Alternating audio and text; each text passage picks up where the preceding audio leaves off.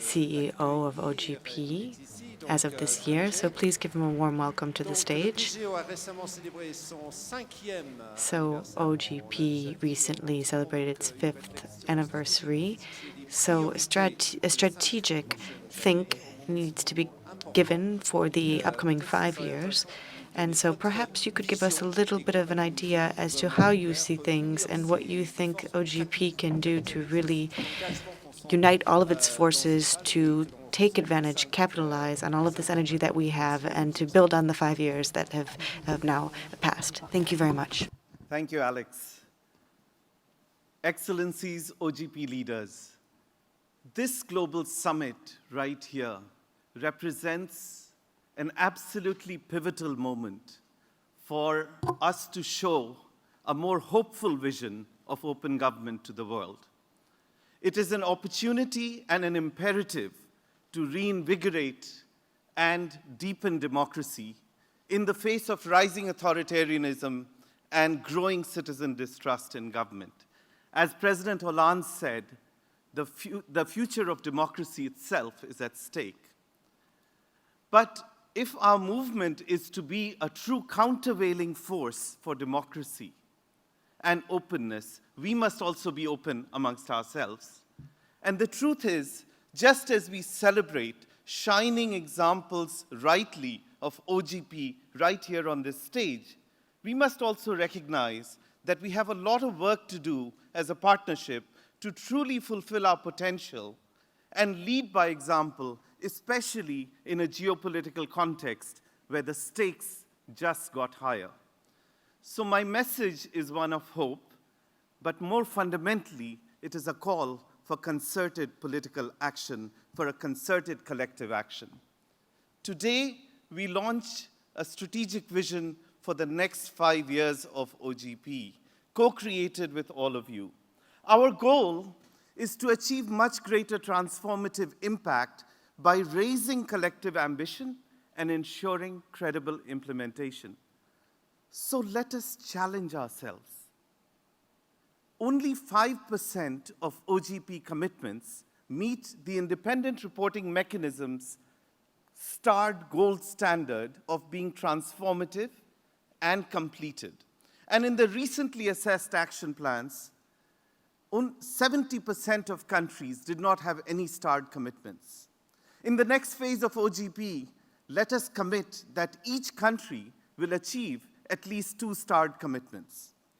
But if the movement has to truly be a countervailing force, we will need to go much further to truly realize the original promise of OGP, which in the words of President Obama, was a government that truly serves its citizens rather than the other way around. And for this, OGP in the next phase will need to transform itself from being perceived as a transparency and open data movement alone, which will continue to be foundational, to also being a force to reinvigorate and deepen democracy, where government reaches out, government listens, and government responds to the concerns of citizens. So our first strategic priority is to deepen citizen participation and help restore trust between citizens and government. Now, this must begin with genuine co-creation right here in OGP, but it must go much farther to putting citizens at the heart of government. And right here in OGP, we have inspirational examples which need to be scaled up.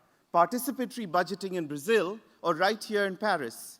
Canada's open dialogue, where hundreds of citizen consultations are taking place. Or Costa Rica's consultation with indigenous people, absolutely vital in our world today, where minorities risk oppression and exclusion. So in the next phase of OGP, let us commit that in each country, we will scale up commitments which actually systematize civic participation in policymaking.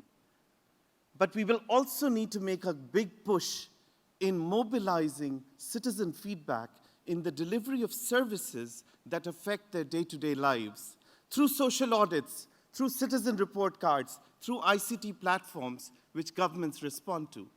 Take an example. In the Philippines, the government disclosed its major expenditure programs online, often geocoded. Citizens and civil society decided to do social audits to assess if the roads existed. The Commission of Audit, which is the formal accountability institution, started using these social audits, obligating a government response with potential savings of up to $300,000 per ghost road saved. In the next phase of OGP, let us commit that each national and subnational government in OGP will include at least one commitment where the government invites and responds to citizen feedback on the delivery of services that affect their daily lives. It is only then that citizens will feel that open government makes a difference in their lives. And for this, let us expand the stakeholder base of OGP to include sector ministries in cabinet and to include CSOs fighting for issues like health and education. Now, a precondition for all of this is civic space, which is unfortunately shrinking, including in OGP countries. Let us recommit that all countries in the partnership will live up to their pledge to protecting civic freedoms with support, suasion, and if necessary, sanctions, even if the result means that a country, unfortunately, drops out of the partnership, as in Hungary last night. Our second strategic priority is to raise collective ambition to tackle the toughest challenges. Take elite capture and grand corruption, which is at the root of citizen distrust in developed and developing countries alike. And we have really inspirational examples, here again, a set of them, in OGP countries which need to be scaled up. For example, lobbying reform in Ireland and Chile. You heard about Prozoro in Ukraine. Ukraine also has had transformational disclosure of assets of top officials from the prime minister to cabinet, revealing glaring discrepancies of some, which is up to the anti-corruption agency to investigate. Or in Georgia, disclosure of data on political party donations, which watchdog groups are using to track whether donors, in fact, are benefiting from public contracts. In the next phase of OGP, let us expand such exciting, ambitious reforms to tackle elite corruption, elite capture, and grand corruption, and have more countries join the Paris Declaration on Anti-Corruption. Our third strategic direction is credible implementation. You know, the most tragic statistic for me in OGP is that 61% of potentially transformative commitments are not completed. In the next phase of OGP, we need cabinets to include OGP commitments in budgets.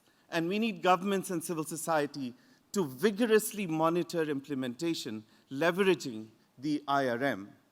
And to help developing countries and civil society, we will be launching an OGP multi-donor trust fund in 2017.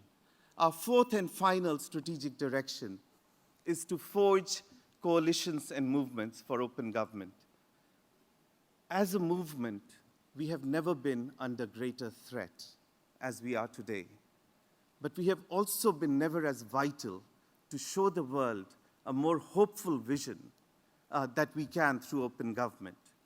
As our founders transition, we need a global coalition, a new global coalition of world leaders to stand up and take the baton of open government forward. We need civil society activists, journalists, parliamentarians, private sector, and reformers in government to join forces, to leverage the OGP platform, join forces, forge coalitions, and find collective courage and strength to overcome powerful vested interests against opening up. So, to close, in the next phase of OGP, let us join forces and unleash a powerful, inexorable movement for open government that can prevail over the dark looming clouds that threaten democracy and instead delivers on that precious, precious vision of a government that truly